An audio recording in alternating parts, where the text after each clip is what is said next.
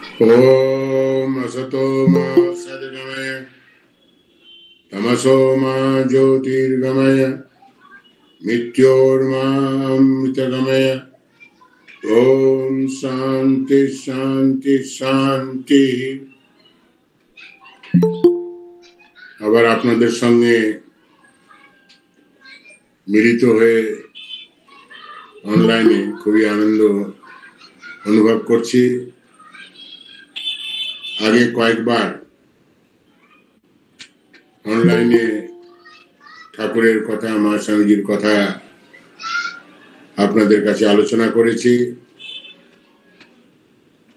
আগামীকাল শ্রী শ্রী ঠাকুরের আবির্ভাব তিথি বা জন্মতিথি হিসাবে যেটি আমরা পালন করে থাকি। আজকের আলোচ্য বিষয় আধুনিক যুগে, বর্তমান যুগে শ্রীরামকৃষ্ণের বাণীর তাৎপর্য এবং তার আবির্ভাবের কারণ। অনেকেরই মনে এখনো সন্দেহ জাগে যে শ্রীরামকৃষ্ণ যে কথাগুলি বলে গেছেন বা যা তার বাণী বা বার্তা দিয়ে গেছেন, সেগুলি বর্তমান যুগে কতটা প্রাসঙ্গিক। শ্রীরামকৃষ্ণের বার্তা বা বাণী সব সময়ের জন্য প্রাসঙ্গিক, অতীতেও প্রাসঙ্গিক ছিল, বর্তমানেও প্রাসঙ্গিক এবং ভবিষ্যতেও প্রাসঙ্গিক থাকবে। তার কারণ তার যে বার্তা, তার যে বাণী, তার যে কথা, সেগুলিকে সময়ের গণ্ডির মধ্যে সীমাবদ্ধ করা যায় না। তিনি যা বলেছেন বিশ্ব মানবকে, সেটি হচ্ছে ইউনিভার্সাল ট্রুথ, সার্বজনীন সত্য। এবং সার্বজনীন সত্য সব কালের জন্যই প্রযোজ্য। তিনি নতুন কিছু কথা বলেননি। তিনি মূলত ভারতীয় যে সনাতন ধর্ম, সেই ধর্মেরই কথা তিনি বলে গেছেন, যুগ উপযোগী করে। শ্রীরামকৃষ্ণ আগেও অনেকে বলে গেছেন ধর্মের কথা, আধ্যাত্মিকতার কথা, এবং সেগুলি আজও প্রযোজ্য। এবং শ্রীরামকৃষ্ণ যা বলে গেছেন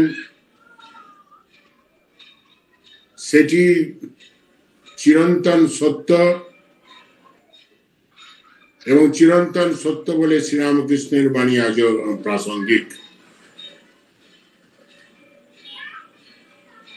শ্রীরামকৃষ্ণের যে অবতরণের কারণ, তিনি তো ঈশ্বর, তিনি তো এই ধরাধামে অবতীর্ণ হয়েছিলেন, বা ঈশ্বর অবতার হয়ে আসেন কোন বিশেষ কারণের জন্য। এবং বিশেষ কারণটির কথা ভগবান কৃষ্ণের মুখে উচ্চারিত হয়েছে, তিনি ঘোষণা করেছেন, যদা যদা হি ধর্মস্য গ্লানির্ভবতি ভারত অভ্যুত্থান অধর্মস্য তদাত্মাহং সৃজাম্যহম। অর্থাৎ যখনই ধর্মের গ্লানি হয়, যখন অধর্ম দেখা যায়,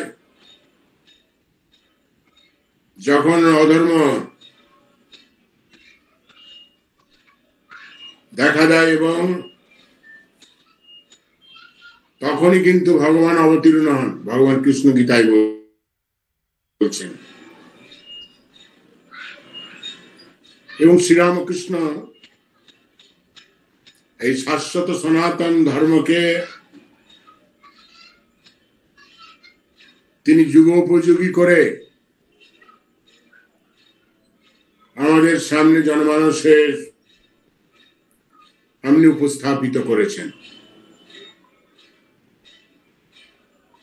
তিনি নতুন কিছু বলেননি, যেটা বলছিলাম। ইংরেজিতে একটি কথা আছে যে new wine old wine in new bottle, অর্থাৎ এই নূতন মোড়কে মানে যুগ প্রয়োজনে শ্রীরামকৃষ্ণ সেই সনাতন ধর্মকে প্রচারিত এবং প্রসারিত করেছেন। কেন প্রচারিত এবং প্রসারিত করেছেন তার কারণ আছে।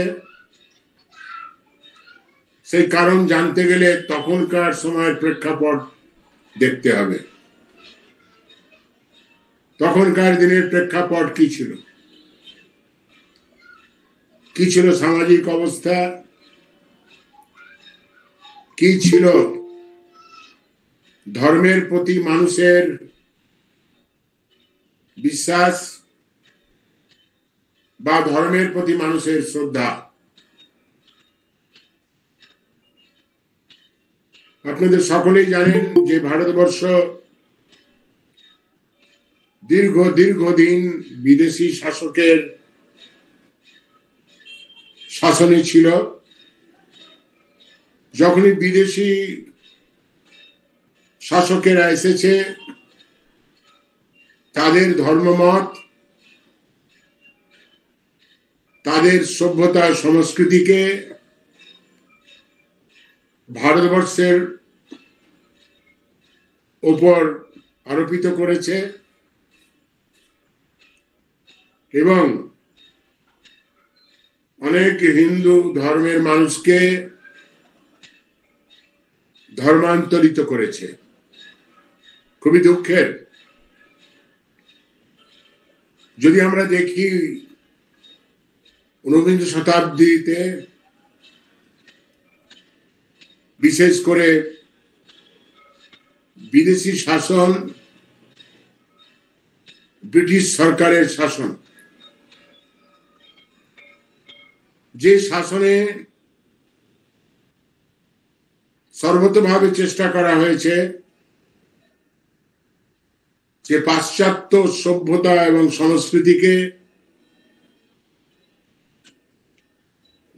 মানুষের ধর্মজীবনের মধ্যে প্রবেশ করিয়ে দেওয়া এবং খ্রিস্ট ধর্মকে প্রচার করা এবং প্রসার করা এবং খ্রিস্টীয় ধর্ম ভাবে মানুষকে অনুপ্রাণিত করা। অনেকাংশেই সেটা সফল হয়েছে। আমরা পাশ্চাত্য ভাবে ভাবিত হয়েছি, এখনো হচ্ছি, এবং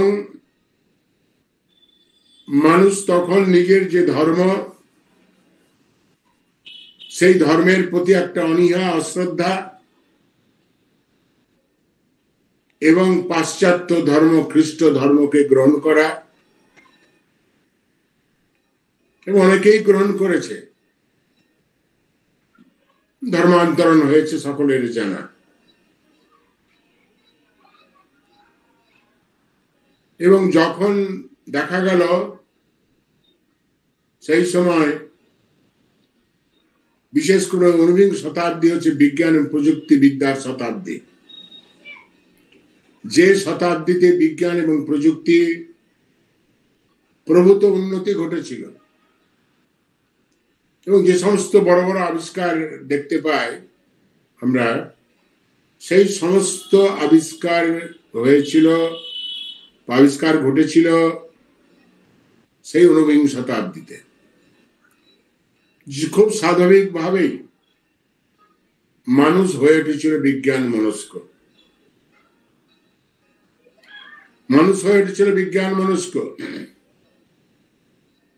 এবং বিজ্ঞান মনস্ক হওয়ার ফলে মানুষ ধর্মকে কুসংস্কার বা সব রীতিনীতি আচার অনুষ্ঠান এগুলো সমস্ত কুসংস্কার বলে গ্রহণ করতে বা বুঝতে আরম্ভ করলো। সুপারস্টিশনস। এবং কেউ কেউ বললেন যে ধর্ম আফিন মাত্র, রিলিজিয়াস ওপিয়াম। এইভাবে সনাতন হিন্দু ধর্মের উপর বারবার আঘাত আসতে লাগলো, এবং তখন মনে হয়েছিল এই পাশ্চাত্য সভ্যতার ঝড়ে বা সংস্কৃতির ঝড়ে বা এই বিজ্ঞান ও প্রযুক্তিবিদ্যার উন্নতির ফলে বোধহয় ভারতবর্ষের যে নিজস্ব সভ্যতা সংস্কৃতি বোধহয় ধুয়ে মুছে পরিষ্কার হয়ে যাবে। কিন্তু ভারতীয় সভ্যতা সংস্কৃতি নষ্ট হবার নয়, অনেক চেষ্টা হচ্ছে নষ্ট করার, সে আর আমি তার পুনরাবৃত্তি করতে চাইছি না। ম্যাকলে, তিনি ব্রিটিশ গভর্নমেন্টের দ্বারা ভারতবর্ষে প্রেরিত হয়েছিল যে কি করে ভারতীয় শিক্ষা ব্যবস্থাটাকে পাশ্চাত্য শিক্ষা ব্যবস্থায় পরিণত করা যেতে পারে, তাহলে পরেই কিন্তু ব্রিটিশের রাজত্ব করা অত্যন্ত সহজ হয়ে উঠবে। ম্যাকলে এলেন, ভারতবর্ষ ঘুরে দেখলেন, গভীরভাবে চিন্তা করলেন,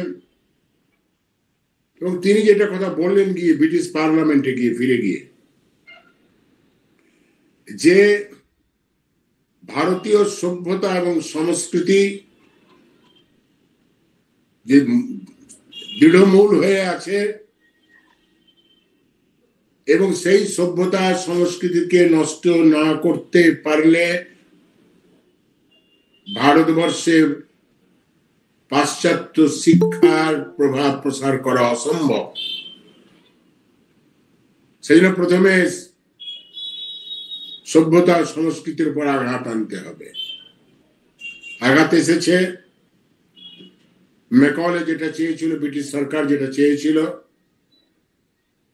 যে শিক্ষা ব্যবস্থাটাকে পুরোপুরি ভাবে পাশ্চাত্য ভাবে ভাবিত করা, সেটা অনেকাংশে সফল হয়েছিল। তবুও ভারতবর্ষের সভ্যতা সংস্কৃতি আজও টিকে আছে।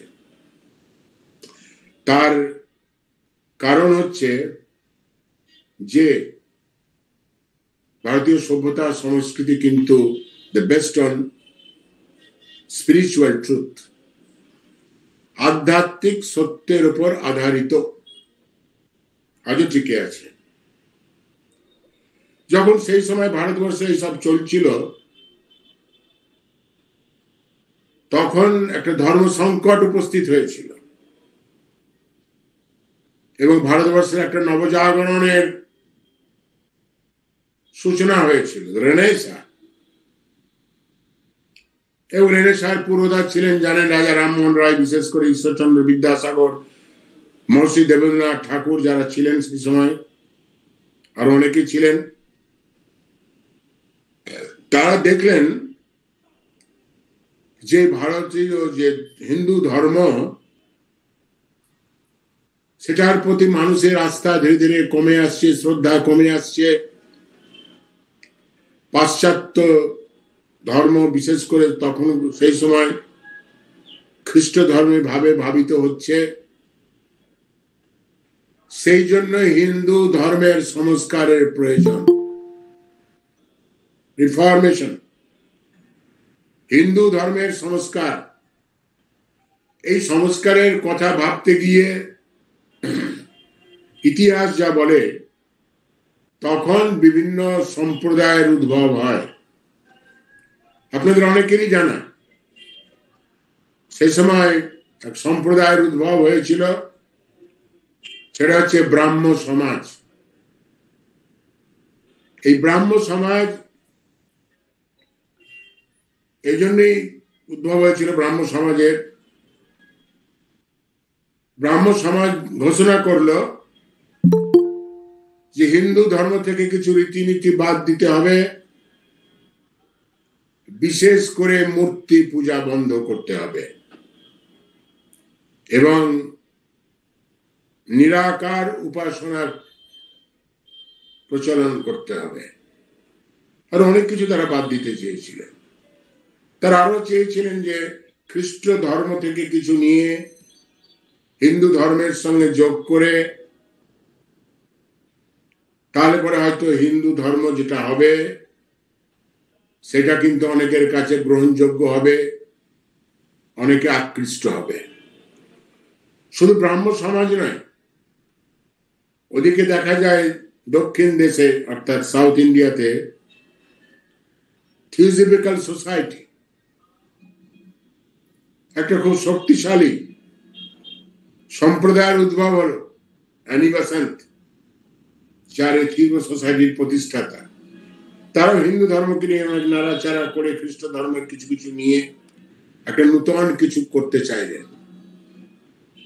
ওদিকে দেখে আর্য সমাজ, উত্তর ভারতে দয়ানন্দ সরস্বতী, তিনিও বৈদিক ধর্মকে নিয়ে, সনাতন এই ধর্মকে নিয়ে কিছু বাদ দিয়ে করে, আমি ডিটেলসে যাচ্ছি না, সময় সংক্ষিপ্ত, সেটা করতে আরম্ভ করলেন। এদিকে দেখে ইয়ং বেঙ্গল, যারা যুক্তিবাদীর দল, তারাও নিজেদের যুক্তি দিয়ে, তর্ক দিয়ে এই হিন্দু ধর্মকে কিছু পরিবর্তন করতে চাইল। এসব চলছে, এসব হচ্ছে। হওয়ার পরেও কিন্তু দেখা গেল যে যে জিনিসটা উঠে এলো এই পরিবর্তনের ফলে, নানা রকম বার্তা দেওয়ার পরে, সংযোজনের ফলে একটা হিন্দু ধর্ম যে জায়গায় গিয়ে দাঁড়ালো সেটা কিন্তু সকলের কাছে গ্রহণযোগ্য হয়ে উঠছে না। এবং এটা বলা যেতে পারে চরম ধর্ম সংকট, রিলিজিয়াস ক্রাইসিস। এই ধর্ম সংকটের সময়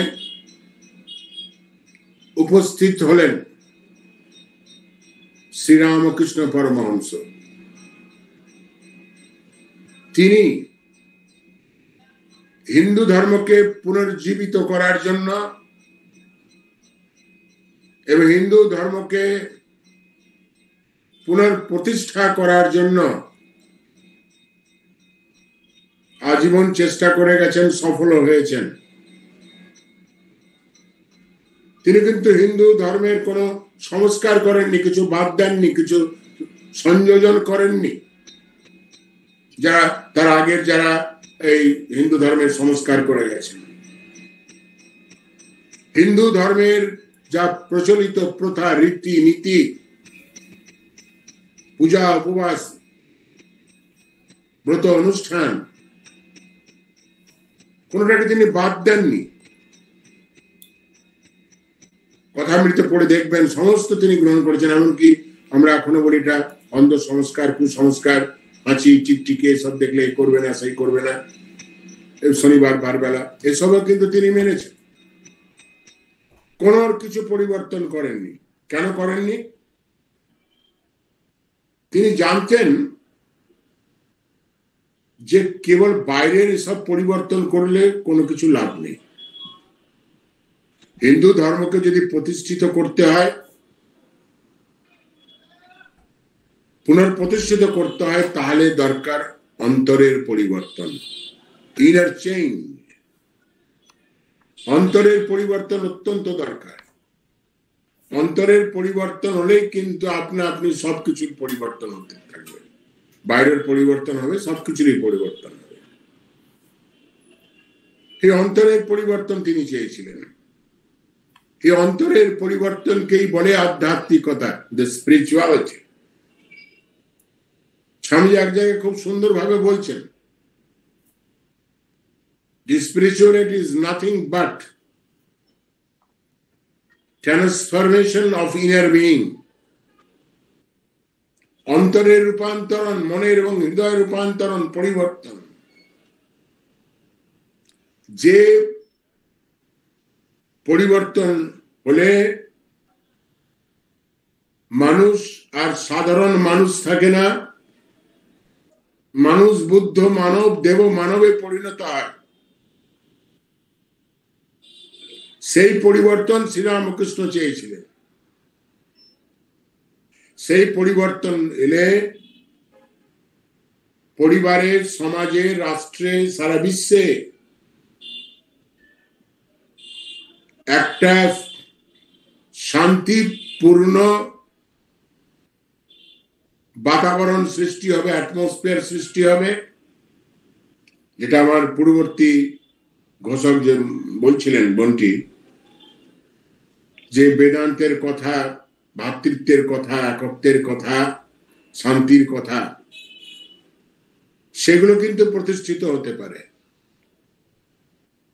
যে মানুষের অন্তরে যদি ঠিক ঠিক পরিবর্তন হয়। এবং এই পরিবর্তনের নামই হচ্ছে আধ্যাত্মিকতা। শ্রীরামকৃষ্ণ সেটাই চেষ্টা করলেন। তিনি মানুষের বাইরের কিছু পরিবর্তন করতে চাইলে ধর্মের কোনো বাইরের কিছু পরিবর্তন করলেন না। এবং শ্রীরামকৃষ্ণ যে অবতরণের কারণ যেটা আমি বলছিলাম, সেই কারণ যদি খুব সংক্ষিপ্ত বলা যায়, তাহলে পরে শ্রীরামকৃষ্ণ এসেছিলেন সমগ্র মানব জাতিকে আধ্যাত্মিক চেতনায় চেতায়িত করা। মানুষের মধ্যে সে আধ্যাত্মিক জাগরণ, the spiritual awakening, ভগবত ভক্তি ভাব জাগ্রত করা। যে ভাব জাগ্রত হলে মানুষ বদলে যায়, পাল্টে যায়, মানুষের ব্যক্তিত্বের মধ্যে বিরাট পরিবর্তন আসে। শ্রী শ্রী মা কি বলছেন? শ্রী শ্রী মা বলছেন, বাবা, যদি কেউ আধ্যাত্মিক পথে এগিয়ে যায়, ধর্মের দিকে এগিয়ে যায়, ধর্মপথে এগিয়ে যায়, তাহলে কি কোনো দুটো সিং বেরোয়?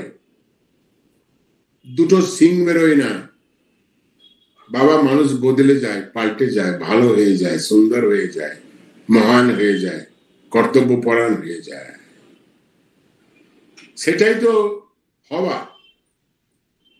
স্বামীজি বলছেন এক জায়গায়, ধর্ম মানে বিকামিং, হওয়া। কি হওয়া? ডাক্তার, ইঞ্জিনিয়ার এসব হওয়া না, কেবল ভালো হওয়া, ভালো মানুষ হওয়া, যেটা আজকালকার দিনে অত্যন্ত কঠিন হয়ে গেছে।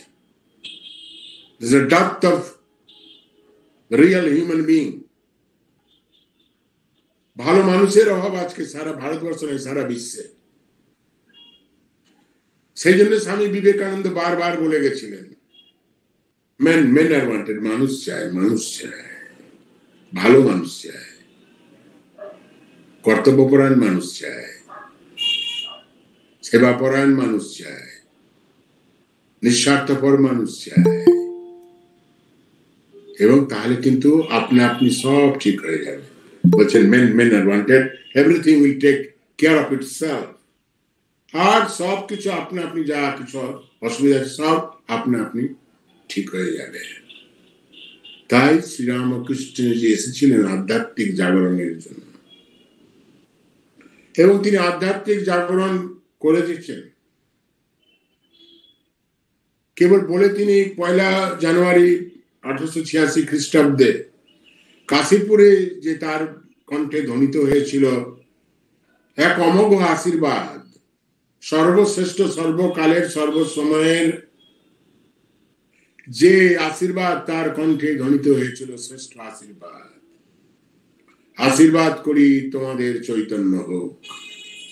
অদ্ভুত। তিনি অন্য কোন আশীর্বাদ করেন, জাগতিক আশীর্বাদ করেন।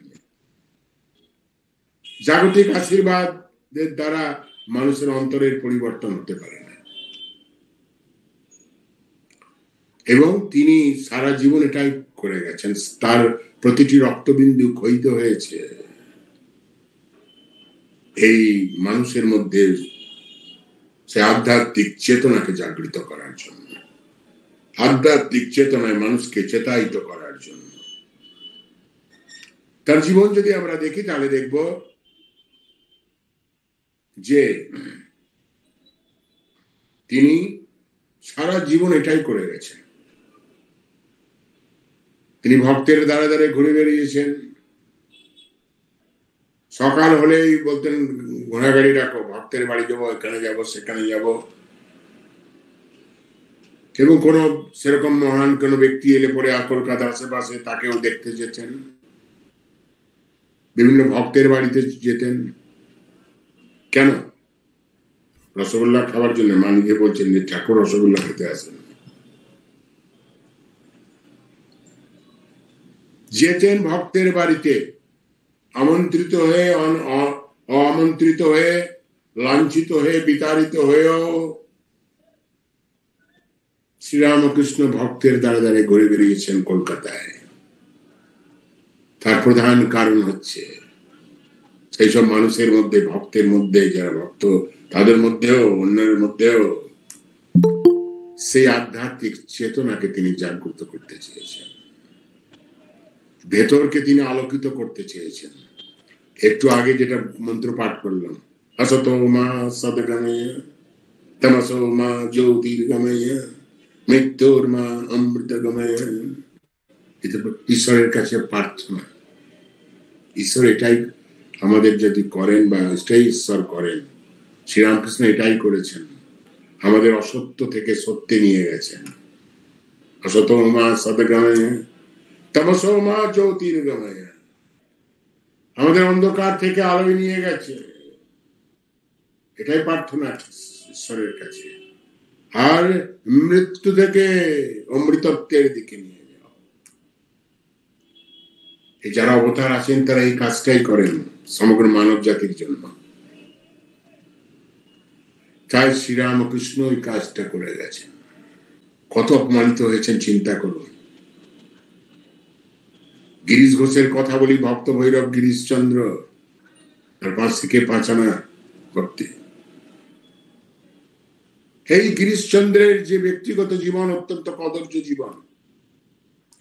তিনি একদিকে নাট্য সম্রাট, সবকিছু, তিনি নাটক গ্রন্থনা করছেন, প্রযোজনা করেছেন, বিরাট ব্যক্তিত্ব তার সেই ক্ষেত্রে। কিন্তু তার ব্যক্তিগত জীবন ছিল অত্যন্ত কদর্য এবং মলিন। তিনি নিজে বলছেন যে আমি এমন কোন খারাপ কাজ নেই বা অপবিত্র কাজ নিজে করিনি। আমি নিজে অত্যন্ত অপবিত্র, এত অপবিত্র যে যেখানে বসি সেখানকার মাটির 7 হাত নিচ পর্যন্ত অপবিত্র হয়ে যায়। গিরিশ ঘোষ নিজে বলছেন, স্বীকার করছেন। সেই গিরিশ ঘোষকে শ্রীরামকৃষ্ণ কোথায় নিয়ে গেলেন, কিভাবে তার ভেদকে আলোকিত করলেন, কিভাবে তার মধ্যে সেই ভগবত ভক্তিকে তিনি জাগ্রত করলেন। তাই গিরিশ ঘোষ বলছেন, দেখ, লোকে বলে যে নরেন্দ্রনাথকে কিভাবে স্বামী বিবেকানন্দিতে রূপান্তরিত করেছিলেন শ্রীরামকৃষ্ণ, তার কি ক্ষমতা, তার কি শক্তি। গিরিশ ঘোষ না না না, তার বন্ধুকে বলছেন, অমরেন লাহিড়ীকে বলছেন, না না না, যদি তার সত্যি ক্ষমতার পরিচয় পেতে হয় তাহলে গিরিশ ঘোষ নিজেকে আমাকে দেখ, আমাকে কিভাবে আমার জীবনে পরিবর্তন এনে দিয়েছেন। বলছেন, খুব সুন্দর ভাবে বলছেন শ্রীরামকৃষ্ণ হচ্ছে পরশ পাথর, যার স্পর্শে কত মাটি পাথর সোনা হয়ে গেছে, তার মধ্যে গিরিশ ঘোষা একজন। এরকম বহু বহু ঘটনা আছে যে শ্রীরামকৃষ্ণ যে কাজ করতে এসেছিলেন সেই কাজ তিনি করে গেছেন, এবং বহু বহু ভূ ঘটনা আছে জীবনে, মানুষের জীবনে, যে তারা সেই নিজেদের মধ্যে আধ্যাত্মিক চেতনাকে জাগ্রত করেছে শ্রীরামকৃষ্ণের সহায়তায়, শ্রীরামকৃষ্ণের সান্নিধ্যে। তাই শ্রীরামকৃষ্ণের বহু ঘটনা আমরা উল্লেখ করতে পারি, তার কোনো প্রয়োজন নেই, অনেকেই পড়াশোনা করেছেন, জানেন। এই সনাতন হিন্দু ধর্মের তিনি প্রচার প্রসার করলেন। সনাতন হিন্দু ধর্ম যা ঘোষণা করে গেছে, যে কথা বলে গেছে, তার মাত্র দুটি কথা আমি বলি, দুটি শব্দ বালিকায় বলি। সনাতন হিন্দু ধর্ম যে নির্যাস, সেটা যদি দেখি তাহলে বলা আছে সত্যম বদ ধর্মম চর। সত্যম বদ, সবকিছুতেই সত্যতা থাকবে, সত্যনিষ্ঠ হবে, এবং ধর্মম চর, প্র্যাকটিস রাইচুয়াসনেস। ধর্ম কি? আমাদের সবাই তো বলি আমরা ধার্মিক হয়ে যেতে হয়। ধর্ম যেগুলি করতে বলেছে, যেগুলি করতে বলেনি, যেগুলো মানুষ হিসাবে করা উচিত নয়, সেইগুলিরই পালন করা। যেটা অধর্ম, মিথ্যা কথা বলা অধর্ম, অপরকে ঠকানো অধর্ম, অপরকে কষ্ট দেওয়া অধর্ম, এটাই ধর্ম এবং অধর্ম। এবং ধর্ম হচ্ছে যে মানুষের কল্যাণ কামনা করা, অপরের দুঃখে দুঃখিত, অপরের সুখে সুখী হওয়া, সেবা পরায়ণ হওয়া, সেবা, কর্তব্য পালন করা, নিজ নিজ কর্তব্য, এটাই হচ্ছে ধর্ম। খুব সংক্ষিপ্ত ভাবে বললে, ধর্মে কেবল তিলক চন্দন কাটা, ওটাও ধর্মের একটা রূপ আছে, ঠিকই দরকার আছে। তিলক চন্দন কাটা, মন্দিরে যাওয়া আর বসা আঠা, এগুলো রূপ দরকার আছে। এগুলোকে বলে ধর্মের বহিরঙ্গ। ধর্মের দুটো রূপ আছে, একটা বহিরঙ্গ, একটা অন্তরঙ্গ। এবং বহিরঙ্গের ভেতর দিয়ে যে আমাকে অন্তরঙ্গের দিক দিয়ে যেতে হবে, অন্তরঙ্গের দিকে যেতে হবে। সেই জন্যে শ্রীরামকৃষ্ণ এই আধ্যাত্মিকতা, অন্তরঙ্গকে বলা হয় আধ্যাত্মিকতা, যেটা শ্রীরামকৃষ্ণ বারবার বলে গেছেন। যেটা আমাদের হয় কি, আমরা এই পুজো পাঠ রীতি নীতি ব্রত অনুষ্ঠানের প্রয়োজন আছে ঠিকই, কিন্তু ওর মধ্যেই থেকে যায়। ওখান থেকে বেরিয়ে যেতে হবে, আরো এগিয়ে যেতে হবে। তাই বাইবেলে একটা কথা আছে, খুব সুন্দর কথা,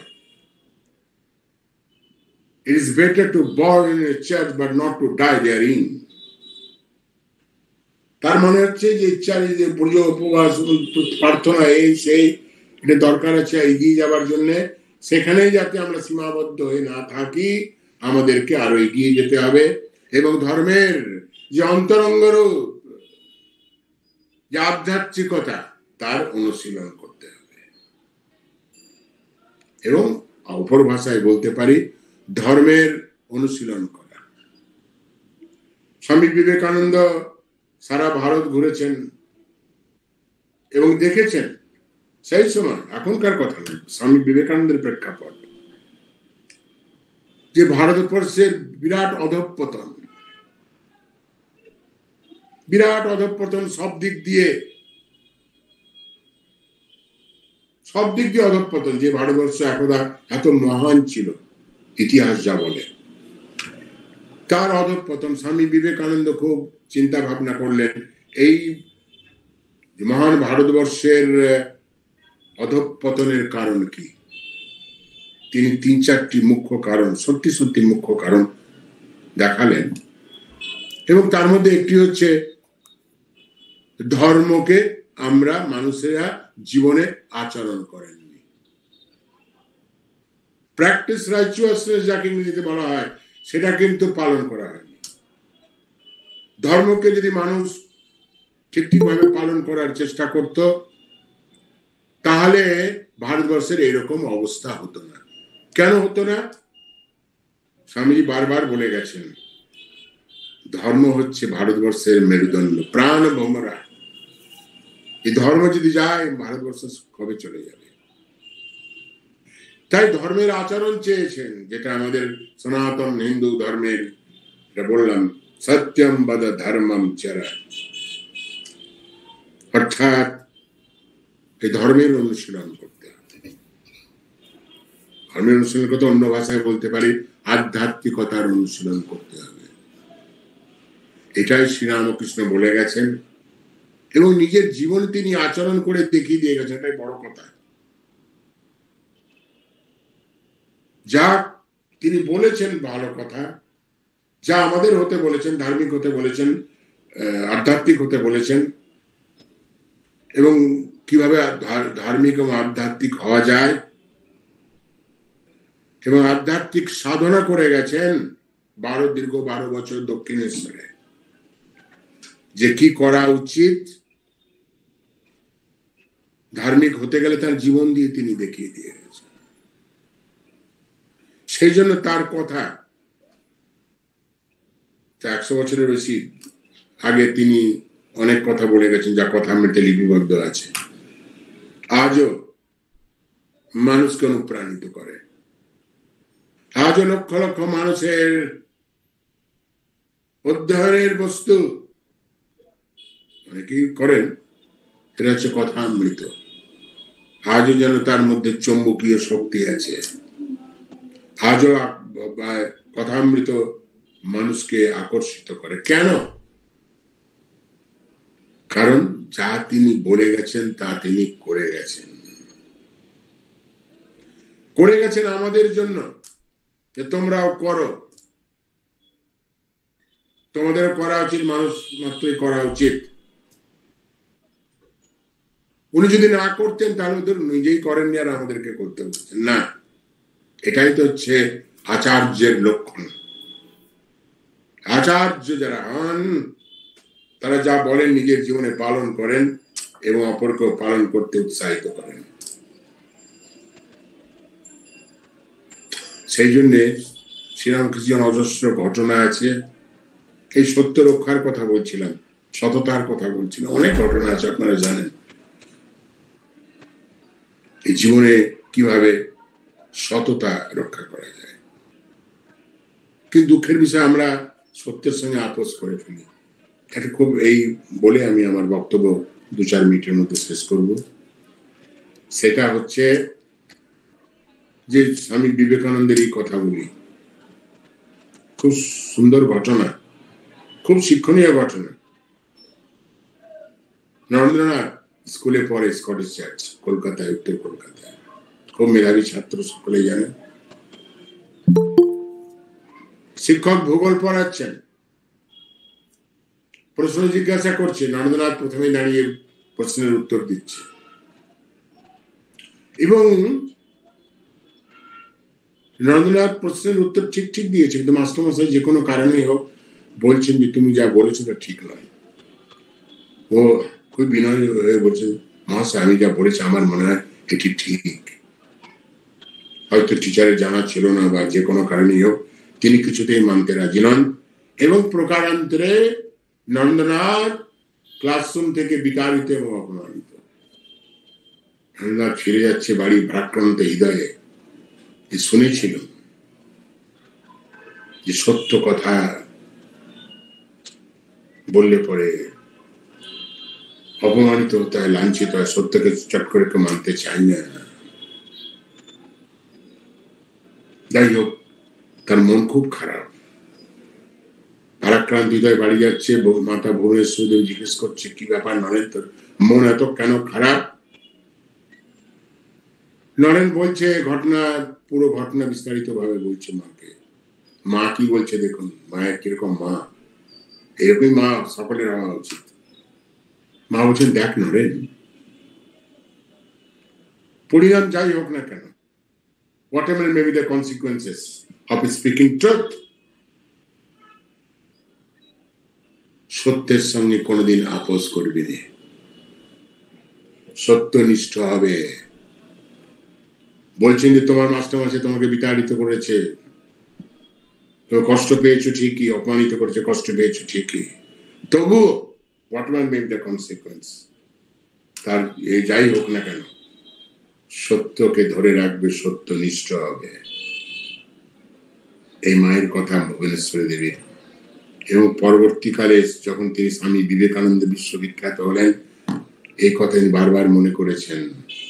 আজ যে আমি হতে পেরেছি, মা যে বলেছিলেন বারবার, সত্যনিষ্ঠ হবি, সত্যের সঙ্গে কোনোদিন আপোষ করবে, ডোন্ট কম্প্রোমাইজ উইথ ট্রুথ, সেই জন্যই সম্ভব হয়েছে। তো সেই জন্যে স্বামী শ্রীরামকৃষ্ণ জীবনে আমরা দেখি।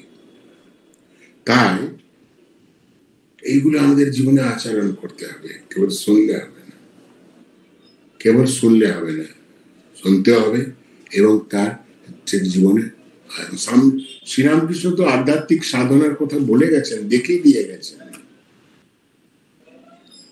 বহুভাবে। আমরা ছোট্ট একটি কথা, এটা আমরা পালন তো করতে পারি আপাতত দিকে, মানে খুব সহজ সাধনা। কি? মন মুখ এক করা, মন মুখ এক করা, কয়েকটা শব্দ কেবল, মন মুখ এক করা।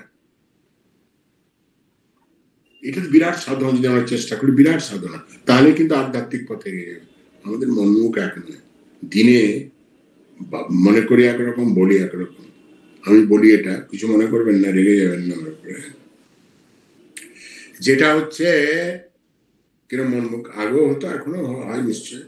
বাড়িতে আত্মীয় স্বজন সবাই খুব খুশি, একদিন পরে কি ব্যাপার, আসুন আসুন থাকুন, কয়েকদিন যাবেন না তাড়াতাড়ি, অমুক তমুক।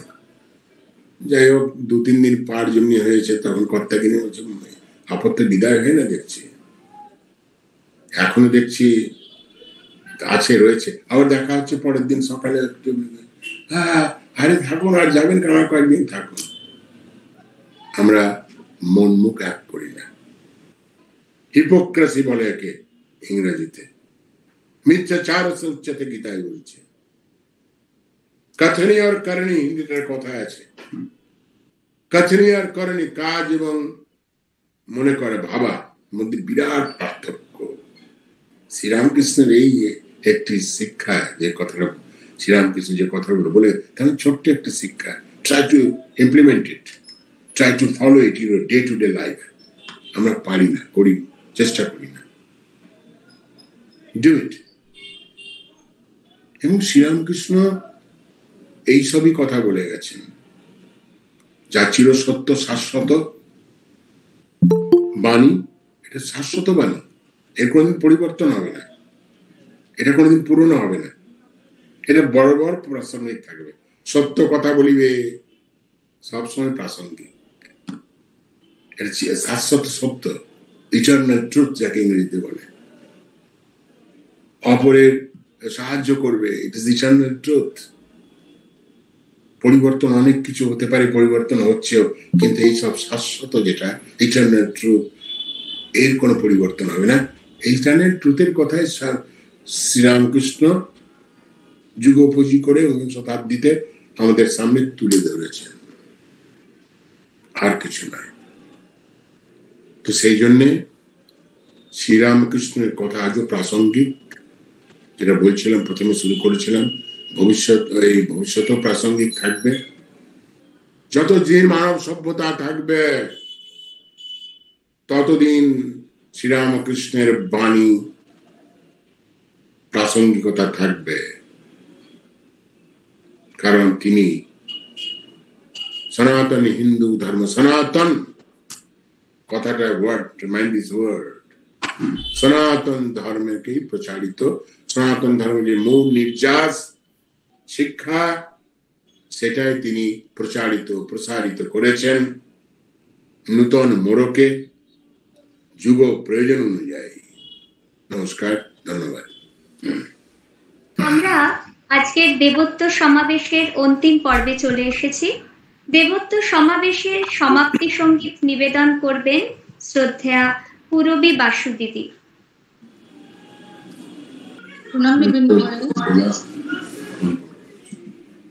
নমস্কার।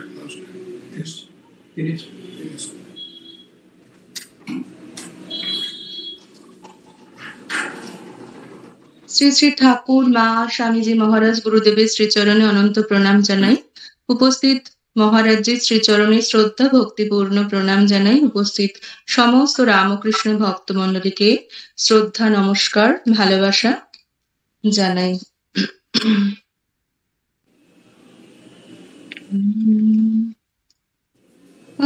আচণ্ডাল প্রতিহতরায় यस्व प्रेम प्रभावो लोकातीत व्यहनजहो लोककल्याणमार्गम् त्रैलोक्येऽप्य प्रतिभवहिमा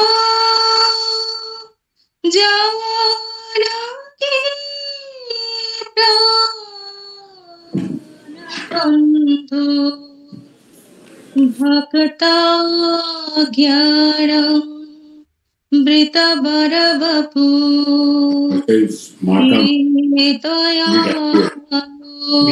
विराम स्तब्धीकृता प्रलयकलिता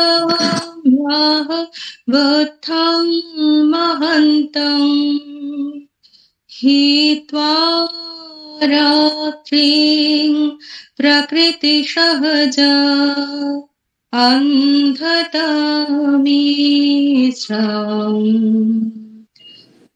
गीतां मधुरमपि सिंहनादं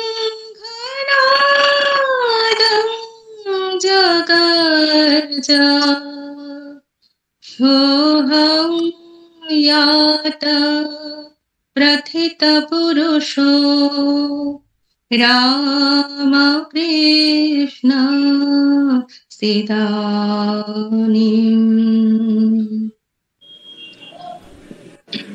কেউই আসিল রে কামার পুকুরে পুলকে নাচিয়া ওঠে প্রাণ।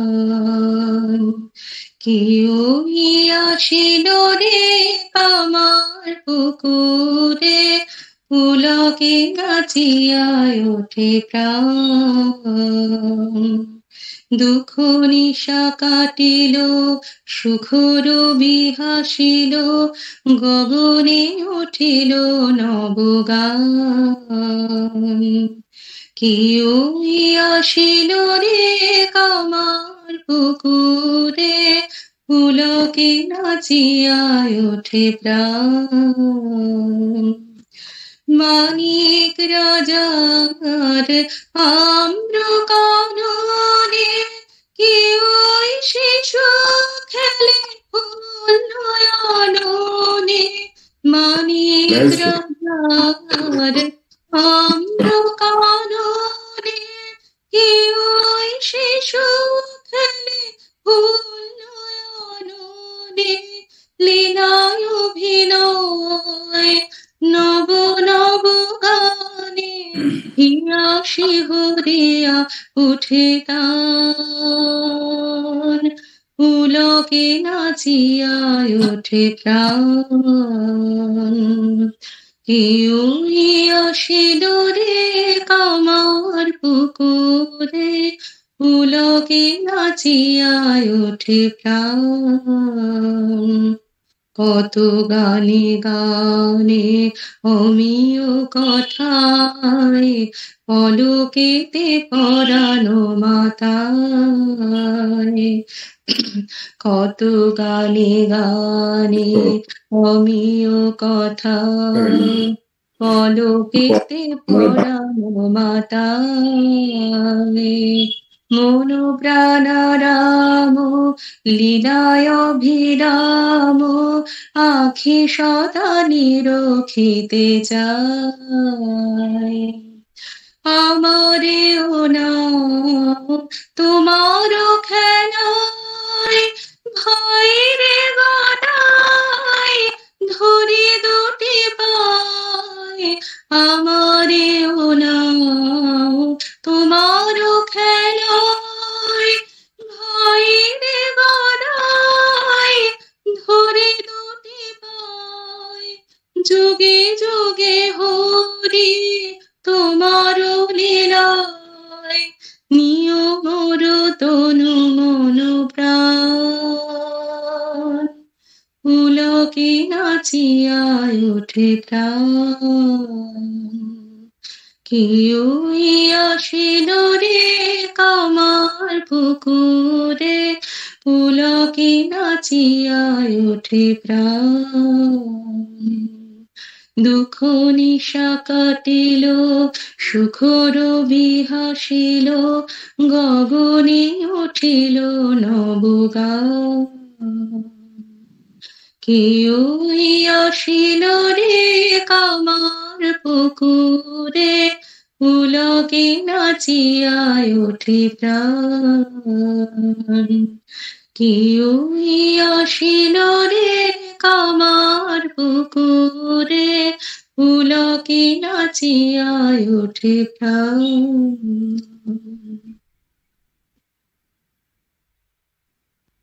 প্রণাম নেবেন মহারাজ।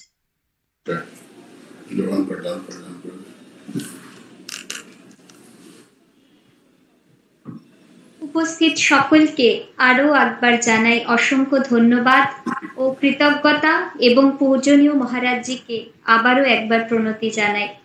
আমরা আশা রাখবো মহারাজজিকে আবারও আমরা আমাদের মধ্যে পাবো। জয় ঠাকুর, জয় মা, জয় স্বামীজি। ওম শান্তি শান্তি শান্তি। হরি ওম তৎসৎ। শ্রী রামকৃষ্ণার্পণম।